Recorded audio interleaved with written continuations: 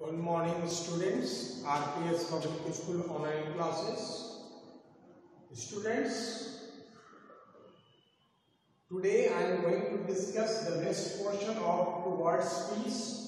पिछले वीडियोस में मैंने टुवर्ड्स पीस के बारे में वांगवी मठई से रिलेटेड बहुत सारी बातें बताई थी और उम्मीद है आप लोगों ने उसको अपने नोटबुक में फेयर कर लिया होगा।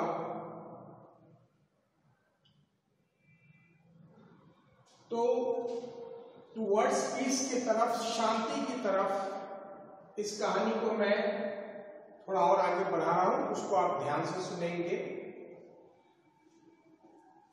जैसा कि मैंने पिछले वीडियो में बताया था किस तरह से वांगवी मठई पीएचडी डिग्री लेती हैं, अपने कंट्री वापस यूनिवर्सिटी में आती हैं एज ए लेक्चर के लिए। वहां आने पर वो चाहती तो अमेरिका में बहुत सुविधाएं थी, उसको इंटरटेन कर सकती थी, लेकिन उन्होंने ऐसा नहीं किया और उन्होंने डिसीजन लिया कि नहीं, मैं कुछ लोगों की भलाई के लिए करूंगी, इन्वायरमेंट के लिए भी कुछ करूंगी। ये सारी चीजें अगर वो एक ऑफिस में रहती तो आज उन्हें नोबेल पीस प्राइज नहीं मिलता जिसकी वो हकदार बनी। तो उसी क्रम में वांगवी मठई अपने लाइफ के बारे में बताती है। आप ये पॉइंट्स को देखेंगे, there are some points extract from your chapters. आपके चैप्टर से कुछ इंपॉर्टेंट पॉइंट्स निकाले गए हैं और उससे कंसर्निंग जो पॉइंट्स हैं मैं उसको एक्सप्लेन करूंगा। तो पहला पॉइंट इसमें आया है आज के वीडियोस का, earlier we lived in a land abundant with shrubs, creepers, ferns and trees. ये भी किसके लिए आया है? ये भी शब्द आया है वांगवी मठई के लिए। जब वो, मैंने बताया कि जब वो एजुकेशन, हायर एजुकेशन करके जब वापस लौटी यूनिवर्सिटी में जॉब के लिए, उन्होंने देखा कि जो पहली की जिंदगी थी, जो एजुकेशन, हायर एजुकेशन लेने के पहले जब उन्होंने अपने कंट्री में विजिट किया था, उस समय जहां रहती थी वहां पर बहुत सारे श्रब्स, झाड़ियां थी। क्रीपर्स किसे कहते हैं? जो आप देखे होंगे जंगलों में छोटे छोटे इंसेक्ट्स होते हैं जो रेंग कर चलते हैं। वो बेनिफिशियल होते हैं हमारे प्लांट्स के लिए, इस इन्वायरमेंट के लिए। तो ये क्रीपर्स था उस समय जब वो निकली थी, हायर एजुकेशन के पहले की बात है। फर्न्स होता है छोटे छोटा, आप देखोगे प्लांट होते हैं, स्मॉल प्लांट्स जिसमें फ्लावर्स नहीं होते हैं। जंगलों में आपने देखा होगा, कभी विजिट किया होगा, छोटे छोटे प्लांट्स होते हैं, उसमें फ्लावर्स नहीं होते हैं और उनकी पत्तियां जो होती है काफी पतली होती है, थीन होती है। उसको हम फर्न्स बोलते हैं। एंड ट्रीज यानी बहुत सारे पेड़। ये सारी चीजें, इन्हीं सारे चीजों को उन्होंने, वांगवी मठई ने देखा था अपने अर्लियर लाइफ में, शुरुआती दिनों में। जब वो वहां से लौटती है तो ये सारे चीज नजर नहीं आ रहे थे वांगवी मठई को। तो वो सोच में पड़ जाती है कि मैंने इतना अच्छा, इतना डेंसली हर चीज हमने ट्रीज को देखा था, श्रब्स थे, क्रीपर्स थे, फर्न्स थे, आज ये सब गायब है। आखिर क्या कारण है इसके पीछे? क्योंकि ये सब एनवायरनमेंट के लिए बहुत जरूरी थी, जो वांगरी को नहीं समझ दिखाई दे रहा था।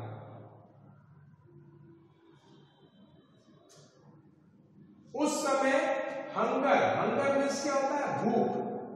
भूख था, वॉज वर्चुअली अननोन। उस समय भूख से बहुत ही कम, ये शब्द लोग जानते ही नहीं थे कि भूख शब्द क्या होता है। हंगर यानी लोग भूखे नहीं रहते थे, बहुत अच्छा खासा खाता पीता परिवार था, किसी बात की कमी नहीं थी। क्यों? जब जंगल थे, बहुत सारे पेड़ थे। She said about the landscape of her childhood.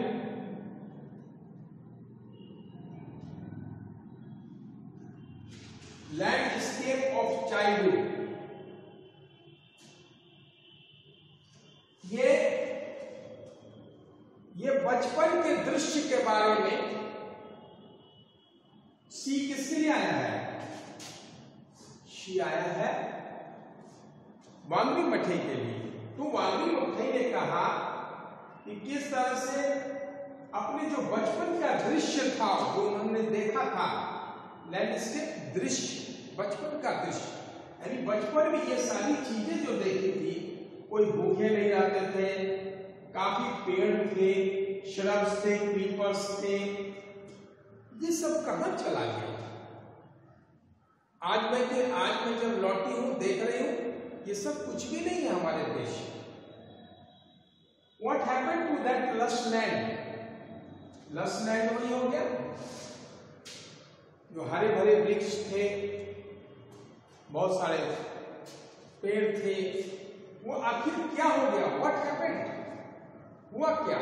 ये हरियाली कहां चली गई? कहीं नामो निशान नजर नहीं आ रहा। ये वांगरी को बहुत ही अचरज में डाल दिया, और ये एक अलार्मिंग था, या एक तरह का अलार्मिंग था जो वांगरी ने देखा। अब ये सारी चीजों को देखकर बहुत ही शॉकिंग हुआ, और वो सोची कि अगर कुछ नहीं किया गया तो हमारे एनवायरनमेंट के लिए बहुत ही खतरनाक होगा। तो इसी बात को मद्देनजर रखते हुए शी बिगैन, वांगरी ने शुरुआत किया, एक मूवमेंट की शुरुआत की, उसका नाम है the green belt movement. The green belt movement, the green belt movement की शुरुआत की वांगरी मठई ने। और इस ग्रीन बेल्ट मूवमेंट के जब उसने शुरुआत किया, तो सबसे पहले अपना नर्सरी जो है, अपने गार्डन से ही शुरुआत करती है। धीरे धीरे धीरे धीरे लोगों को इनकरेज करते हुए इस ग्रीन बेल्ट मूवमेंट से सबको जोड़ती जाती है, और धीरे धीरे बहुत बड़ा ऑर्गेनाइजेशन बन जाता है। Millions of people join this the green belt movement. Millions of people इसमें जुड़ जाते हैं। एक बहुत बड़ी उपलब्धि वाली बात होती है, जिसको उन्होंने छोटे स्तर से शुरू किया, प्लांटेशन लगाने का अपने कैंपस से, वो बढ़ते बढ़ते पूरे अफ्रीका में, पूरी दुनिया में भी नाम हो गया इस बात का। लोग इनकरेज हुए, वर्ल्ड लेवल पर भी। तो उनका सोचना क्या था? आखिर ऐसा हुआ क्यों? कोई ग्रीन बेल्ट मूवमेंट करना पड़ गया? उन्होंने ये भी देखा कि डिफॉरेस्टेशन बहुत हो चुका था उनके कंट्री में। डिफॉरेस्टेशन तो जाती है, फॉरेस्टेशन का जस्ट अपोजिट होता है डिफॉरेस्टेशन, यानी पूरे जंगलों का सफाया, पूरे जंगल का जंगल खत्म कर दिया गया। किस काम के लिए? कैश क्रॉप्स के लिए। कैश क्रॉप्स को प्रॉफिट क्रॉप्स भी कहा जाता है। क्यों कहा जाता है? और कैश क्रॉप्स में कौन कौन आ जाते हैं? कैश क्रॉप्स में आपको टी आता है, और भी फसलें आती हैं जिसका आपको फायदा होता है। उससे कैश क्रॉप्स में coffee, cocoa, tea, sugar cane, cotton, spices, ये सारे आ जाते हैं।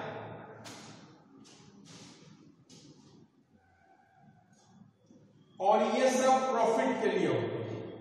किस तरह से आपको प्रॉफिट उसमें होता है। तो इससे क्या होता है, जंगलों की कटाई हो जाती है, खत्म हो जाती है। साथ ही हाई राइज बिल्डिंग, बड़े बड़े बिल्डिंग बनने शुरू हो गए थे।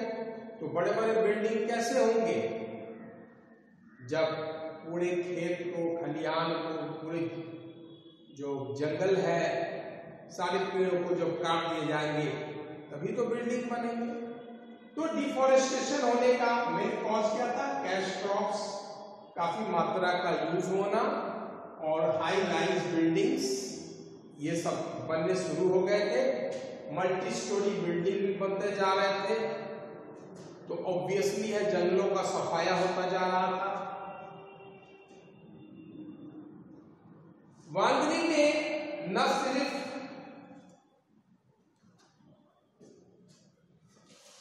फॉरेस्टेशन के लिए काम किया, बल्कि वो लड़ाई भी लड़ी for people's right and democracy. अपने देश में लोगों को अधिकार के लिए, उनके राइट्स के लिए भी लड़ी, साथ ही डेमोक्रेसी, लोकतंत्र के लिए भी लड़ाई लड़ी। यानी इन्वायरमेंट का एक ग्रीन बेल्ट मूवमेंट तो चला ही रही थी, साथ साथ उनका कंट्रीब्यूशन लोगों के अधिकार के लिए और लोकतंत्र, डेमोक्रेसी के लिए भी होना शुरू हो गया। वो लड़ना शुरू कर दी और इसके लिए उनका बहुत ही विरोध हुआ। उनको जेल भी जाना पड़ा, पुलिसों की मतलब उसमें लाठियां भी खानी पड़ी, लेकिन उन्होंने अपना विचार को कभी बदला नहीं। वो एकजुट थी कि मैं इस काम में लगी हूं तो इस काम को अंजाम नहीं दूंगी। और उनके इन्हीं प्रयासों को देखते हुए उस समय के जो प्रेसिडेंट थे कीनिया कंट्री के, उन्होंने उनको एक मैड वुमन का नाम दे दिया। ये लेडीज पागल हो गई है जो इस तरह के काम कर रही है। कोई भी अच्छा इंसान काम करता है अपनी जिंदगी में, उसको बहुत सारे जिनको बेनिफिट नजर नहीं आता है वो उनको पागल करार देते हैं। तो कीनिया के प्रेसिडेंट ने, उस समय के जो कीनियन प्रेसिडेंट थे, उन्होंने वांगरी मथई को एक पागल महिला कहा। ये तो पागल हो गई, इसलिए लोगों के अधिकार के लिए लड़ रही है और लोकतंत्र के लिए लड़ रही है। लेकिन क्या हमें इस बात को सोचना नहीं चाहिए, अगर कोई किसी के अधिकार के लिए और लोकतंत्र के स्थापना के लिए, डेमोक्रेसी के लिए अगर लड़ते हैं तो हमारी नजर में तो बहुत ही वो महान व्यक्ति होते हैं और वही महान कार्य वो कर रही थी। इतनी लाठियां खाने के बाद कुछ लोगों ने कहा कि भाई आपको इससे क्या मिलता है, आप ये सारा काम जो कर रही हैं, कितनी परेशानी आपको झेलनी पड़ रही है, बहुत सारे परेशानी आप झेल रही हैं, आपको क्या मिल रहा है। तो वांगड़ी ने कहा, शी किसके लिए है, वांगड़ी के लिए। वांगड़ी ने कहा the story of humming bird. Humming bird की एक कहानी बताई। छोटी सी चिड़िया है हमिंग बर्ड, ठीक है, हमिंग बर्ड, ठीक है। हमिंग बर्ड की कहानी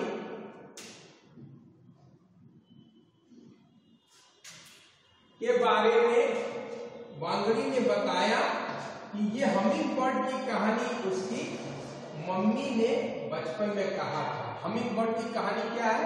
एक बार जंगल में बहुत भयंकर आग लगी, ठीक है। एक बार बहुत भयंकर जंगलों में आग लगी। वो जंगल से जितने भी बड़े बड़े जानवर थे सभी अपना जान बचाकर बाहर निकल गए, यानी जंगल से बाहर की तरफ आ गए। और उसी में जो नन्ही चिड़िया थी हमिंग बर्ड, उन सबों ने देखा कि अपनी चोंच में झरने से पानी लेकर, और छोटी सी चिड़िया की चोंच में कितना पानी होगा, आएगा बहुत थोड़ा, वो लेकर वो पानी फेंक रही थी उस जंगल की तरफ आग बुझाने के लिए। हंसने वाली बात यहाँ पर जिनको समझदारी नहीं होगी वो हंसेंगे कि देखो देखो ये कैसी चिड़िया है, कैसा दिमाग है इसका, छोटे से चोंच में इतना सा पानी ले रही है और सोच रही है जंगल का आग बुझा देंगे। यहाँ बड़े बड़े हाथी जैसे जानवर वो भी सूंड में पानी भरकर फेंक सकते थे, वो भी हार कर सोचे कि नहीं हम तो ऐसा काम कर ही नहीं सकते, जंगल की आग बुझाना नामुमकिन है। और एक छोटी सी चिड़िया लड़ रही है उस विपदा, वो एंटी कंडीशन में लड़ रही है। तो सभी जानवरों ने हमिंग बर्ड से कहा, अरे चिड़िया तुम ये क्या कर रही हो? हम लोग इतने बड़े बड़े जानवर हैं तो कुछ नहीं कर पा रहे हैं, सीधे हताश होकर देख रहे हैं, और तुमको देख रहे हैं कि तुम वो अपने चोंच में पानी भरकर तुम उसको आग बुझाने में लगी हो, क्या ये संभव है? उस हमिंग बर्ड ने क्या जवाब दिया? बहुत इंस्पिरेशनल जवाब था। हमिंग बर्ड ने जवाब दिया, हो सकता है मेरे इस प्रयास से जंगल की आग बुझे न बुझे, कम से कम तुम लोगों को तो ये प्रेरणा मिलेगी कि हमें भी इस कार्य में सभी को मिलकर करना चाहिए। सफलता मिलना न मिलना ये अपने जगह पर है, इंसान को तो एफर्ट तो करना ही चाहिए, कोशिश तो करनी चाहिए। हम परीक्षा में नंबर लाएंगे अच्छा कि नहीं लाएंगे, ये तो डिपेंड करता है हमारे प्रयास पर। जब ये कहानी लोगों को कही वांगड़ी मठई में, लोग काफी इंस्पायर्ड हुए। अब आगे अगले हम वीडियोस में कुछ और बातें वांगड़ी मठई के बारे में बताएंगे। Till then goodbye and have a good day.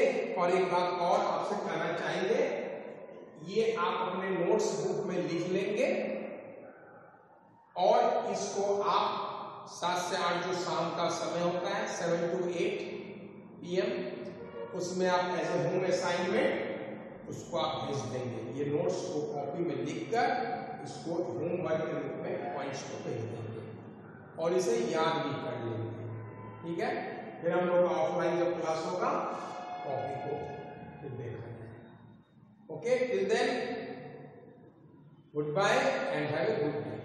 Thanks.